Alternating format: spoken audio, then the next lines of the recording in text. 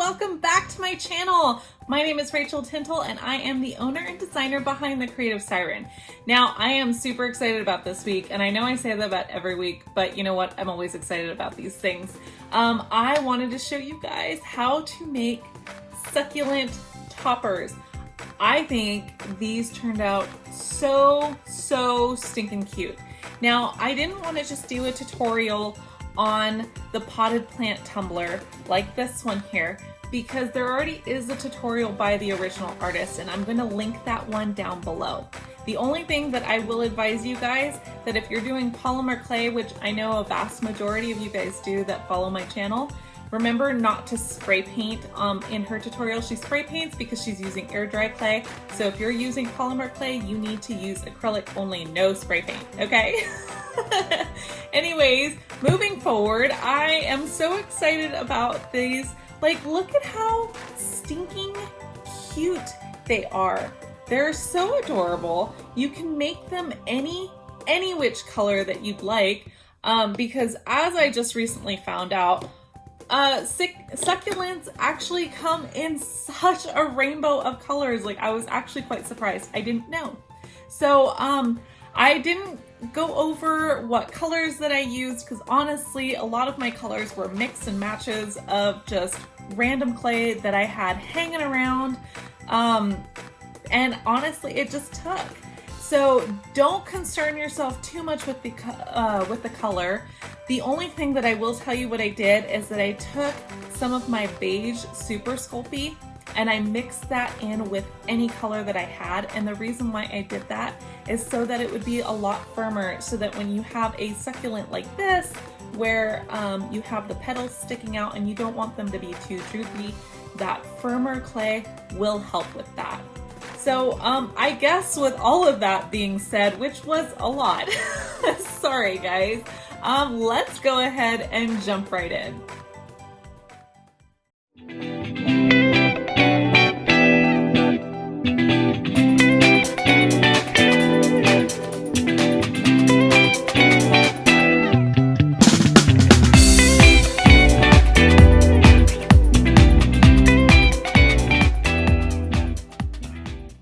Okay, the first thing we need to do here before we start making our succulent is to just take a little piece of clay and round it out to about the size of a quarter. Just make it flat and round. It doesn't have to be perfect. This is going to be the underbelly of our succulent.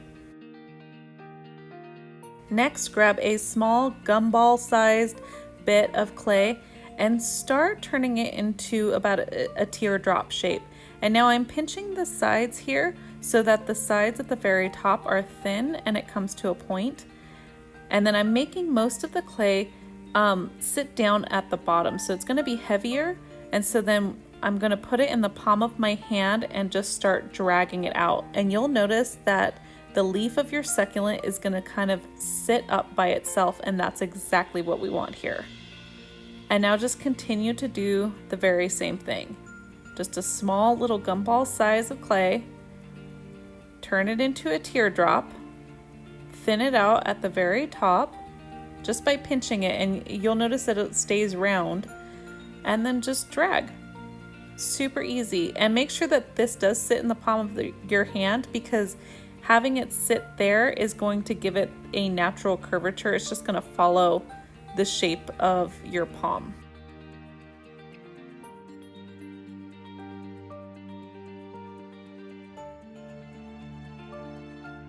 Now for this first layer, I did have about 6 leaves all together, but don't let that discourage you. If you end up needing more or less leaves, that's okay. It all just depends on the size of clay that you originally start out with. So just go with the flow and just see what you come up with.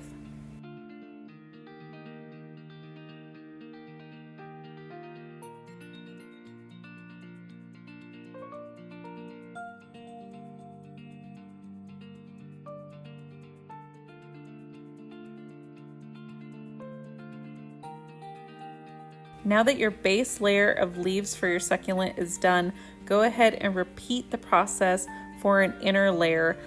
You're going to need about half the amount of clay that you used before, and just keep going. Make sure that your leaves, your new leaves here, are sitting in between your outer layer. And that's going to hold true for every layer that you add until you close off your succulent. That each layer is going to sit in between the leaves of the previous layer.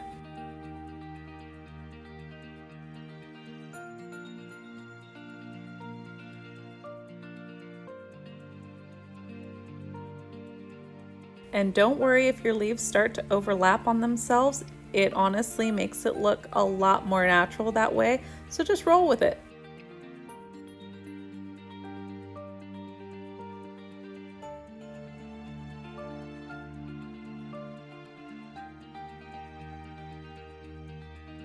When you've reached your last layer, go ahead and make 3 to 4 petals or leaves and set them aside. Don't start putting them inside of your succulent just yet.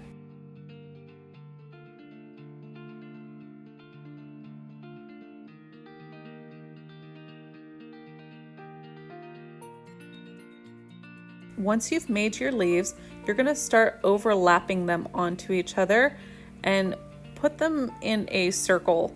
Now here I thought I needed 3 leaves, but it turns out I'd rather have more because I wanted it a little bit more open.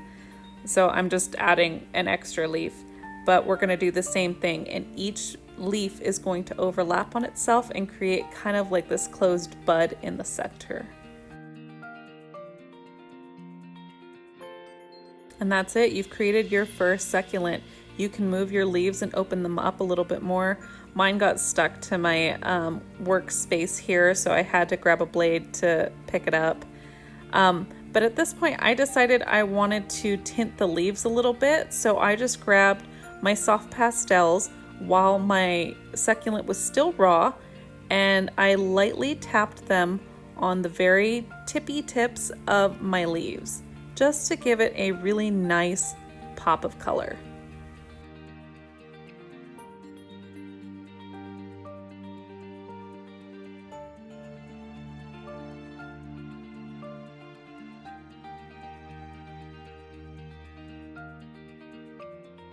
Now, if you're like me and you realize that maybe you made your succulent a little too small, you can go ahead and actually make more leaves and add them to the outside of your succulent just to open it back up and make it really, really big. And when you're all done, go ahead and fluff out those leaves and then put it into a casserole dish so you can prep it for baking. Now on to our second succulent. We're going to start it the very same way. You want a flat quarter-sized bit of clay just to give us our base so that we can build our leaves on it. Now for this leaf, we're going to start it actually a very similar way with the teardrop shape, but we're actually going to be flattening it out so that it's fatter. And then the very tip is going to come to a sharp point. So just pinch that very tippy top and bring it to that point, and then continue flattening out those edges so that it has a really fat base. And then just like before, we're going to drag it in the palm of our hand so that it sits up slightly. You don't want it to sit up as much as our last succulent, because we actually want this one to be a lot wider and a lot more open than our last succulent. And now continue making your leaves and go all the way around our base.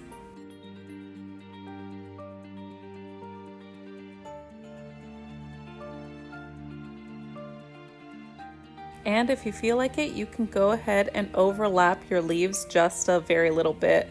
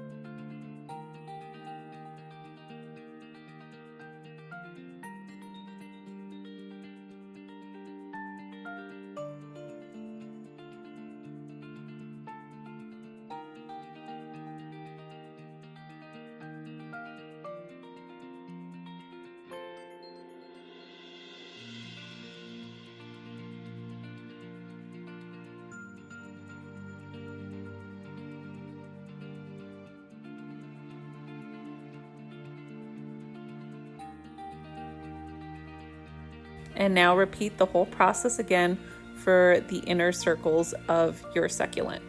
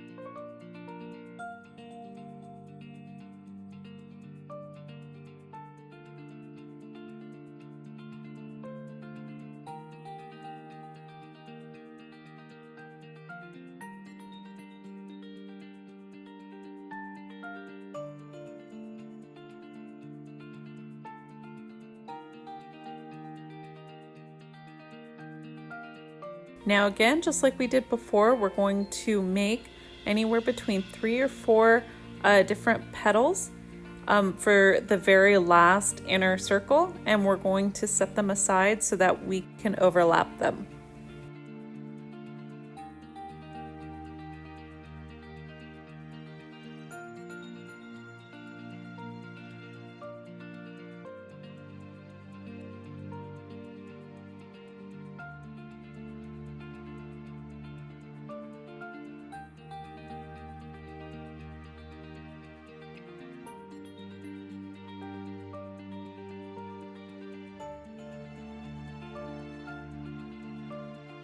Now for me, I didn't want this sitting up too high, so I did end up cutting off a little bit of the bottom so it would sit flat and it would sit right inside and not be too tall from the rest of it.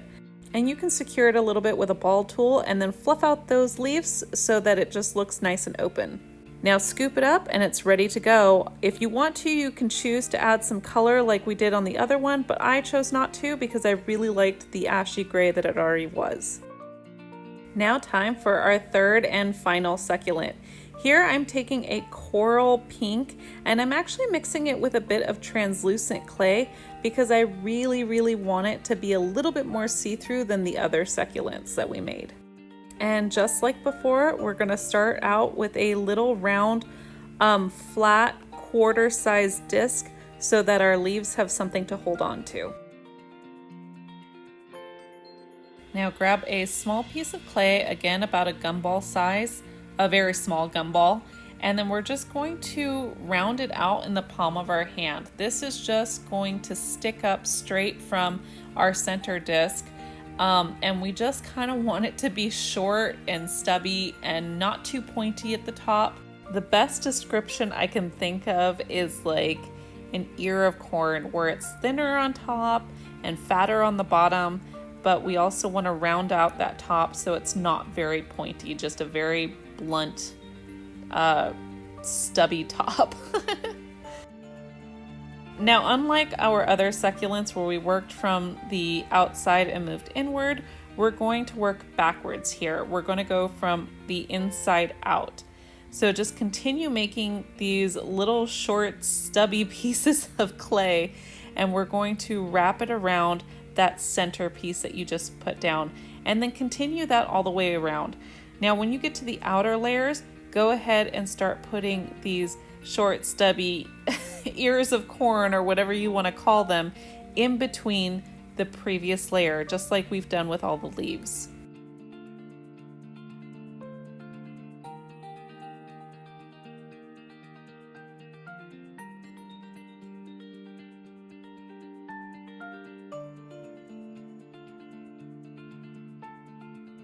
Now you'll notice as I go through making each one of these little leaves or petals or whatever you want to call them, that they're definitely not the same. I try my best to make them the same size and the same shape, but honestly it's just hard to gauge. So if you guys are having the same issue, don't beat yourself up too much. The way I look at it is nothing in nature is perfect or symmetrical, so my stuff isn't going to be either. Okay, here I've already finished going all the way around, but I really want to finish out this last part of the succulent, and I want to fill in those gaps at the very edge. And so just take smaller pieces of clay, roll them out in the same fashion, and fill in any gaps that you may have left.